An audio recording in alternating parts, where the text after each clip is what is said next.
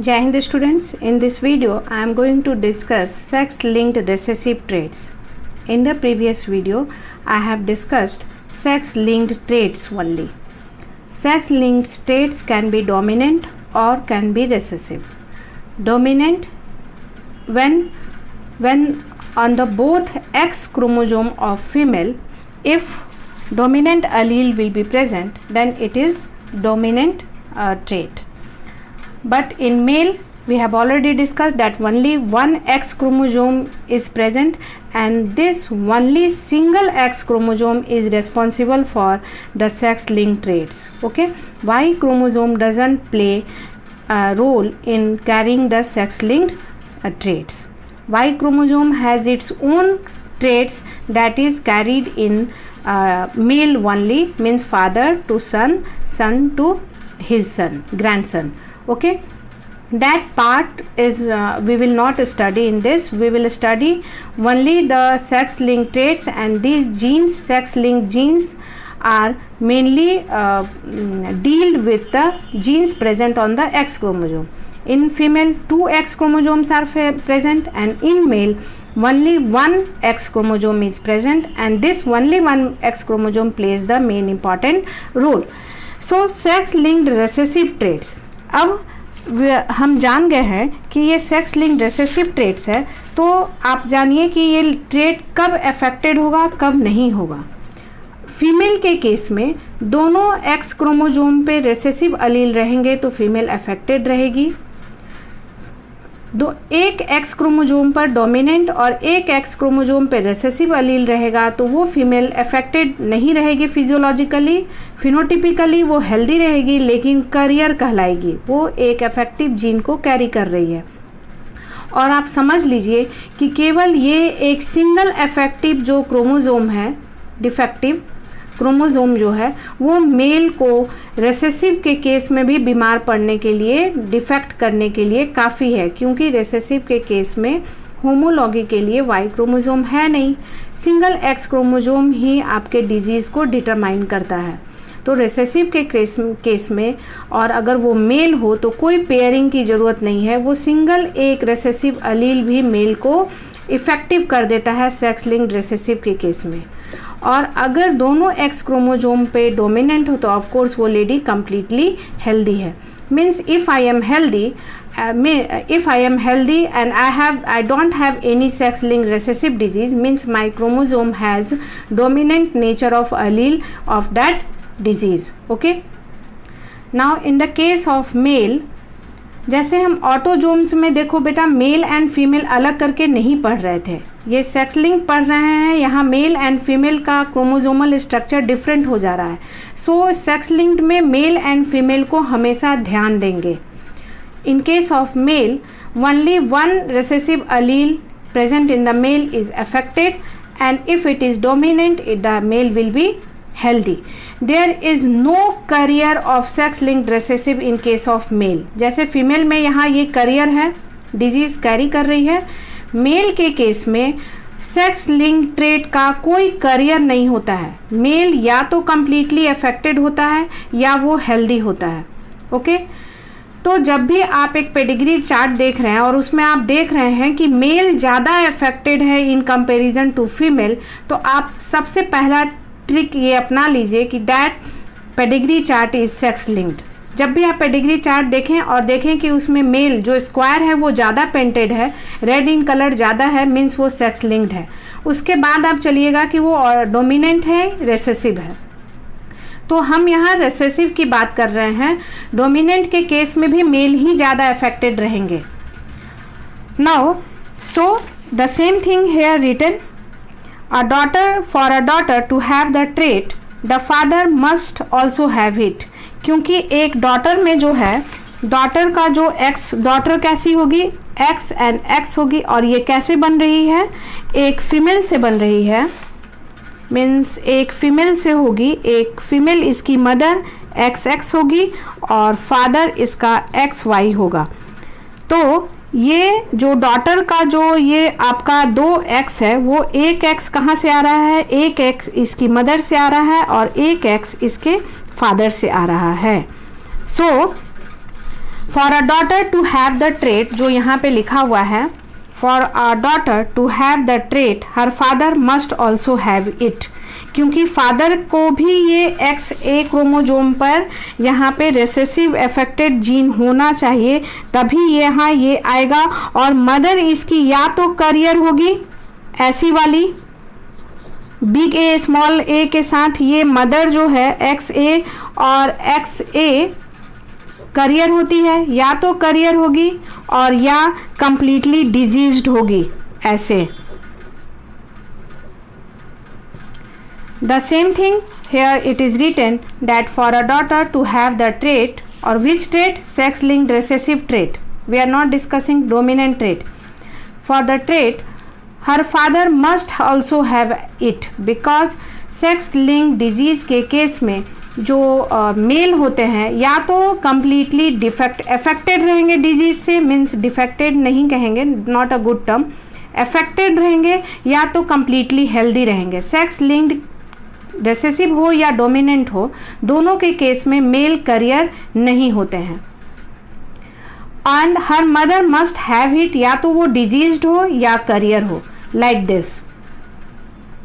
ये डिजीज्ड हो गई, सेक्स लिंक्ड कंप्लीट डिजीज्ड हो गई, मतलब ये फीमेल इस डिजीज को कैरी कर रही है, और यहाँ पे ये करियर हो गई। और यहाँ ये फादर जो है, ये फादर जो है, ये फादर आपका कंप्लीटली डिजीज्ड है। ओके तो अगर फीमेल बीमार पड़ रही है तो उसकी मदर को या तो करियर होना मांगता है या अफेक्टेड होना मांगता है, लेकिन फादर तो कंप्लीट अफेक्टेड ही रहेगा, तभी उस न्यू डॉटर के पास जो ये X क्रोमोजोम फादर का जाएगा वो A कैरी करता रहेगा, और मदर का या तो ये या ये चला जाएगा, तो वो डिजीज्ड हो जाएगी। लेकिन इस केस में वुमेन अगर करियर है तो कुछ बच्चे जो हैं, कुछ ऑफ स्प्रिंग आपके हेल्दी भी जन्म ले सकते हैं। आप पेडिग्री चार्ट डायग्राम में समझाऊंगी तो आप समझेंगे। The trait often skips a generation from grandfather to grandson. जो ट्रेट है वो स्किप करता है जनरेशन से, एंड ये जनरेशन स्किपिंग आपके पे डिपेंड करेगा कि वो मदर कैसी है। अगर वो मदर डिफेक्टिव है तब तो स्किप नहीं करेगा, अगर वो मदर करियर है तो वो स्किप कर सकता है। ओके क्योंकि आप करियर के केस में देखिए, अगर मदर करियर है, हम डायग्राम पेडिग्री चार्ट बना ही देते हैं एलीलिक। मदर करियर है तो ऐसी होगी, और इसको हम डिजीज से, अगर फादर डिजीज्ड है तो ऐसा होगा। अब देखिए यहाँ पे एक डॉटर जो होगी वो हेल्दी हो सकती है। ओके फिर ये जो आपका सन होगा वो कंप्लीट हेल्दी होगा, क्योंकि डिजीज़ क्या है, और सेक्स लिंक्ड रिसेसिव है।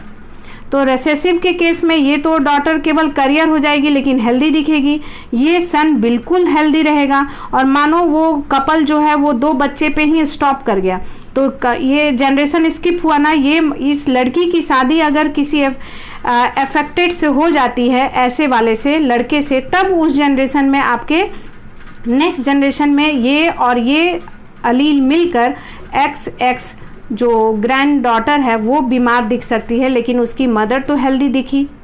यहाँ पे उसकी ये मदर, ग्रैंड मदर भी हेल्दी दिख रही थी। सो इन और sex linked recessive diseases generation can be skip, मतलब एक जनरेशन को छोड़ के दूसरे जनरेशन में भी आ सकता है। If a woman has the trait this, all her sons will be affected. Yes, because son has the X chromosome only from her mother. जो सन के पास X क्रोमोजोम जाता है वो केवल उसकी माँ से ही जाता है। आप देखिए XX माँ है और वो क्रॉसिंग होती है आपके फादर XY से, तो ये X जो है ये Y से मिलेगा तो XY बनेगा और तभी ये सन बनेगा, क्योंकि ये X है और इसका X मिलके ये हमेशा डॉटर होती है। तो सन में जो ये X आता है वो हमेशा इसके मदर से आता है। Mother denotes the X chromosome of the son and Y is always denoted by the father, okay, given by the father. So अगर वुमेन कंप्लीटली अफेक्टेड है तो उस, और मेल अफेक्टेड नहीं भी है, तो उसके सन्स पूरे जो होंगे वो कंप्लीटली अफेक्टेड होंगे। even if she marries a man who is healthy, because अगर मेल में आपका ये जो एक्स क्रोमोजोम ए लेकर जाएगा रेसेसिव, तो भी मेल तो बीमार पड़ेंगे ही, क्योंकि रेसेसिव के केस में भी केवल सिंगल रेसेसिव अलील भी मेल को अफेक्टेड कर सकता है, and male will carry the trait. So if a woman is carrying the sex linked recessive trait, and even if she marries a healthy man, then also all her sons will be affected. So कभी भी pedigree chart में आप देखिए कि mail ज़्यादा affected हो रहे हैं, तो उसको सबसे पहले तो सेक्स लिंक कीजिए, और अगर जनरेशन स्किप कर रहा है, किसी एक जनरेशन में है या नहीं है ऐसा, तो वो sex linked autosomal sex linked recessive trait हो जाएगा. Okay, pedigree so only female carrier. इस पेडिग्री में फीमेल जो होती है वो केवल करियर होती है, but no males carrier. Carrier जो है वो सेक्स लिंक ट्रेट के केस में मेल करियर होते ही नहीं हैं. मेल सेक्स लिंक के केस में या तो अफेक्टेड रहेंगे या कंप्लीट हेल्दी रहेंगे, लेकिन फीमेल जो है वो सेक्स लिंक्ड रेसेसिव के केस में, जैसे हम लोग ऑटोजोमल रेसेसिव पढ़ रहे थे तो उसमें करियर आ रहे थे, उसी तरह यहाँ भी फीमेल भी सेक्स लिंक्ड रेसेसिव ट्रेट के केस में करियर होगी, और करियर का जेनेटिक कम्बिनेशन होगा big A small A, and big A will be healthy, big A small a will be carrier, and small a will be affected. Okay, this is about sex linked recessive traits, and the diseases which we have to study in sex linked recessive disorders are this. That is color blindness. We have to study this in NCERT book. Hemophilia we have to study, deafness, cataracts, night blindness, glaucoma, and many disease, but we have to study in our NCERT only the color blindness and hemophilia, that is the example of sex linked recessive disease. These all diseases we will study in the further next video. Okay, so in sex linked disease, let's revision that. Let's have a revision that XA female is affected, X capital A small a is carrier, capital A is healthy. In the case of male, small a y is affected, X with big A y is healthy, and there is no carrier in male in case of sex linked diseases. They are either affected or either healthy. Okay. In the next video, we will discuss about the sex linked recessive diseases. Thank you.